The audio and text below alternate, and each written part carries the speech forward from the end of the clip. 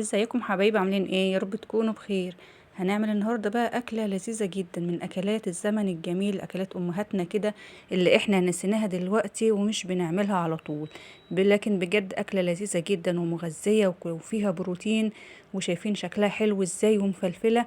هنعمل النهارده كشري الفول الاخضر او الكزبريه او رز بالفول على حسب ما كل واحد بيقول عليها. يعني ابقوا اكتبوا لي بقى ان انتوا بتقولوا عليها ايه او بتسموها ايه، لكن هي من الاخر يعني اكله حلوه جدا. وشايفين شكل الرز مفلفل يعني وعسل كده، واكله مشبعه كمان. هنعملها من الفول الاخضر او الفول الحراتي. هفصص كده الفول، وطبعا الكميه اللي انت عايزاها على قد يعني الافراد يعني اللي هتاكل. انا هنا عامله كميه كده صغيره، كوبايه كده من الفول.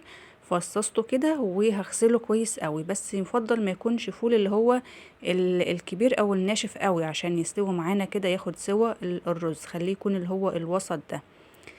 غسلت كده، فصصته وغسلته معايا. هجيب هنا في حله كده احط فيها معلقتين من الزيت، وهنزل ببصلايه كده صغيره او متوسطه.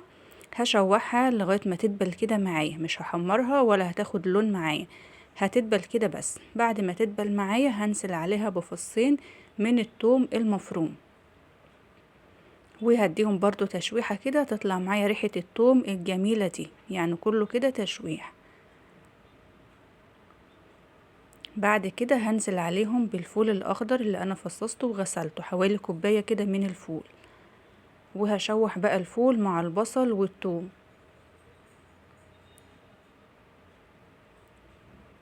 تمام كده زي ما انتوا شايفين. بعد كده هملحهم بقى، هحط الملح على حسب الكمية اللي هتعمليها. رشة صغيرة من الفلفل الاسود، كمون وكزبرة، يعني تقريبا نص معلقة صغيرة من الكمون ونص معلقة صغيرة من الكزبرة الناشفة، بس مش هحط توابل تانية. وهشوحهم بقى، عايزة ريحة التوابل تتحمص وتطلع بقى ريحة التوابل الجميلة مع البصل والثوم والفول. هقلبهم كده واشوحهم كده شوية مع بعض. هغطي عليهم بس كده دقيقة كده بس يتشربوا من الحاجات الحلوة دي. وبعد كده هنزل عليهم بمعلقة مش مليانة قوي صلصة طماطم او معجون الطماطم. ما تكتروش صلصة لو عاملين كمية صغيرة، لو عاملين كمية كبيرة هتحطوا معلقة كبيرة من بتاعة الاكل او معلقة ونص، يعني احنا مش عايزينها تكون كتير. هنا ايه، معلقة ممسوحة كده.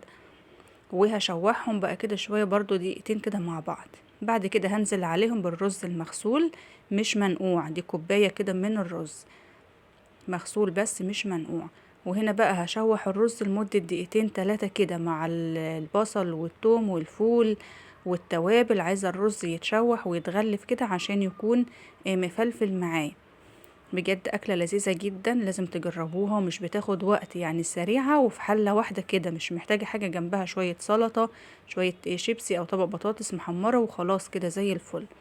هنا بنزل بقى بالمية مقدار الرز. أنا عاملة كوباية رز، هحط كوباية مية. وهنا لقيتهم كده محتاج ان هو معلقتين كده مية، هزوده معلقتين مية كمان. مية سخنة او مية ساقعة عادي يعني مش هتفرق. هغطي عليه كده لغاية ما يبدأ يغلي وان هو هيتشرب. وفي المرحلة دي هروح اهدي النار وهقلبه كده كويس كده من فوق لتحت، قلبيه تقليبه كويسة وهدي عليه النار. هنا حطيت كده رشة شطة حمراء.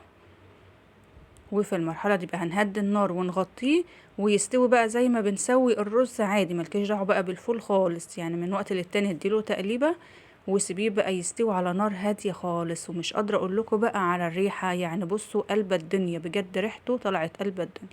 شايفين بقى كده هو استوى معايا الرز مفلفل والفول مستوي وزي الفل. بجد طعمه حلو قوي، اللي ما يعرفوش او ما جربهوش لا لازم تجربوه. شايفين الرز شكله حلو ازاي واللون حلو مظبوط ومفلفل معايا، والفول كمان مستوي، ولا مهري ولا معجن ولا حاجة خالص، يعني مستوي كده زي الفل. شايفين شكله بيتكلم عن نفسه، حتى في التقديم كده شكله حلو قوي. هنقدم معاه كده طبق سلطة خضراء، زي ما قلت لكم، حبة بطاطس محمرة، شيبسي، اي حاجة بقى بتفضلوها جنبه. شايفين شكل الرز مفلفل وحلو ازاي. بجد أكلة حلوة ومشبعة وسريعة واقتصادية وعلى قد ايدينا وصيامي، يعني فيها كل المميزات الحلوة. بتمنى تجربوها. ما تنسوش بقى اللايك وكومنت حلو من تعليقاتكم الجميلة الحلوة اللي بتفرحني وتسعدني. واشوفكم على خير في فيديو جديد ان شاء الله.